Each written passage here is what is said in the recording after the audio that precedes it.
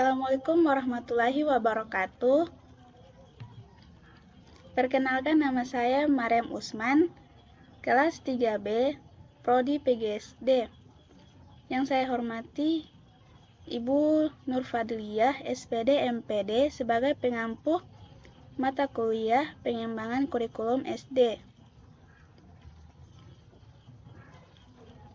Saya akan membawakan materi tentang pengertian, peranan, dan fungsi kurikulum.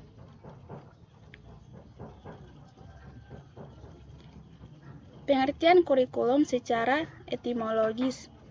Secara etimologis, istilah kurikulum yang dalam bahasa Inggris ditulis curriculum berasal dari bahasa Yunani yaitu curir, yang berarti pelari, dan curere yang berarti tempat berpacu.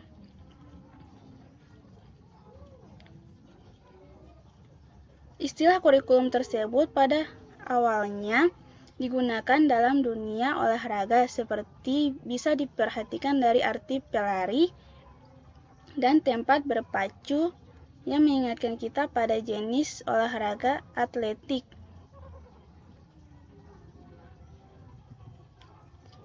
Pengertian kurikulum berdasarkan istilah. Berawal dari makna curir dan curere, kurikulum berdasarkan istilah diartikan sebagai jarak yang harus ditempuh oleh seorang pelari mulai dari start sampai finish untuk memperoleh medali atau penghargaan. Pengertian tersebut kemudian diadaptasikan ke dalam dunia pendidikan dan diartikan sebagai sejumlah mata pelajaran yang harus ditempuh oleh seorang siswa dari awal hingga akhir program demi memperoleh ijazah.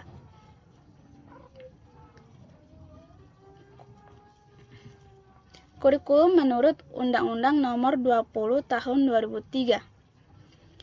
Menurut Undang-Undang Nomor 20 Tahun 2003, kurikulum adalah seperangkat rencana dan pengaturan mengenai tujuan, isi, dan bahan pelajaran serta cara yang digunakan sebagai pedoman penyelenggaraan kegiatan pembelajaran untuk mencapai tujuan pendidikan tertentu. Bab 1 pasal ayat 19.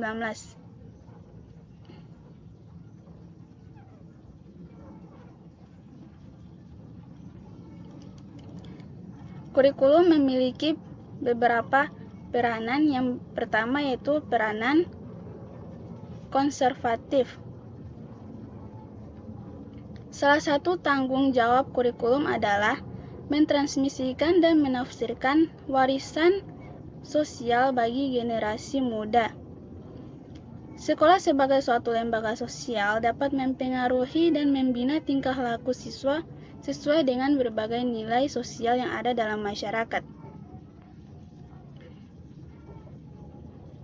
Sejalan dengan peranan pendidikan sebagai suatu proses sosial.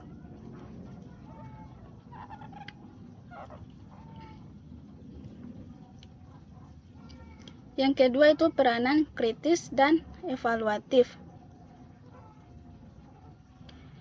Kurikulum turut aktif berpartisipasi dalam kontrol sosial dan memberi penekanan pada unsur berpikir kritis. Nilai-nilai sosial yang tidak sesuai lagi dengan keadaan di masa mendatang dihilangkan, serta diadakan modifikasi dan perbaikan.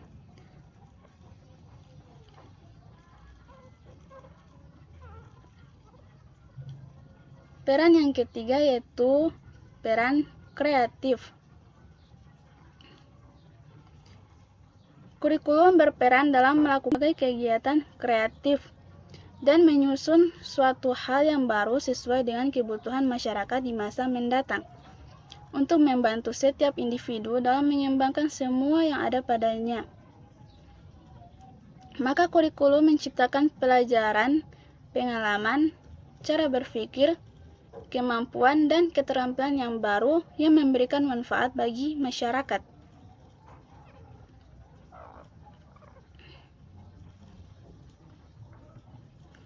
Selanjutnya, di samping memiliki peranan, kurikulum juga mengemban berbagai fungsi tertentu. Yang pertama yaitu fungsi penyesuaian. Individu hidup dalam lingkungan. Setiap individu harus mampu menyesuaikan diri terhadap lingkungannya secara menyeluruh. Karena lingkungan sendiri senantiasa berubah dan bersifat dinamis, maka masing-masing individu harus memiliki kemampuan menyesuaikan diri secara dinamis pula. Di balik itu, lingkungan pun harus disesuaikan dengan kondisi perorangan. Disinilah letak fungsi kurikulum sebagai alat pendidikan. Fungsi yang kedua yaitu fungsi integrasi.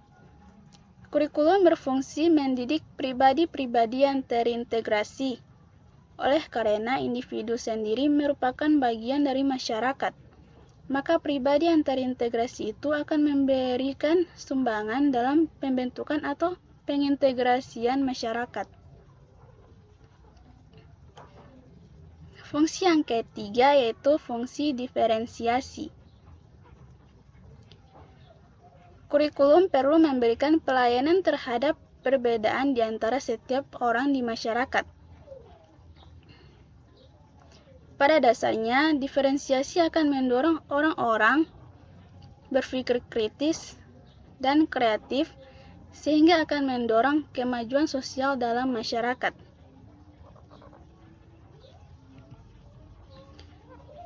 Fungsi yang keempat yaitu fungsi persiapan. Kurikulum berfungsi mempersiapkan siswa agar mampu melanjutkan studi lebih lanjut untuk suatu jangkauan yang lebih jauh. Misalnya, melanjutkan studi ke sekolah yang lebih tinggi atau persiapan belajar di dalam masyarakat.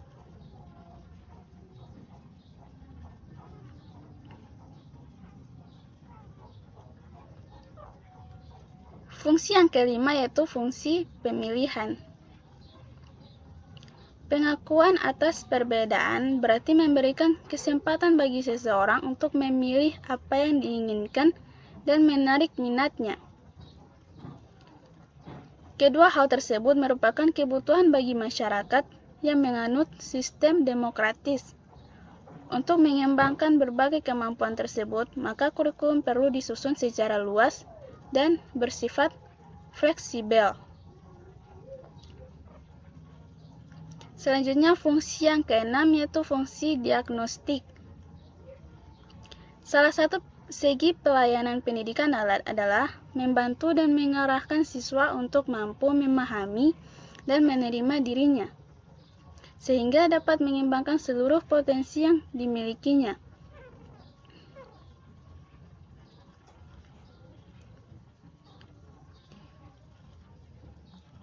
Kurikulum akan membimbing siswa untuk dapat berkembang secara optimal. Fungsi ini disebut dengan fungsi diagnostik. Nah, itulah materi dari saya tentang kurikulum. Dan bila ada kesalahan mohon dimaafkan. Wassalamualaikum warahmatullahi wabarakatuh.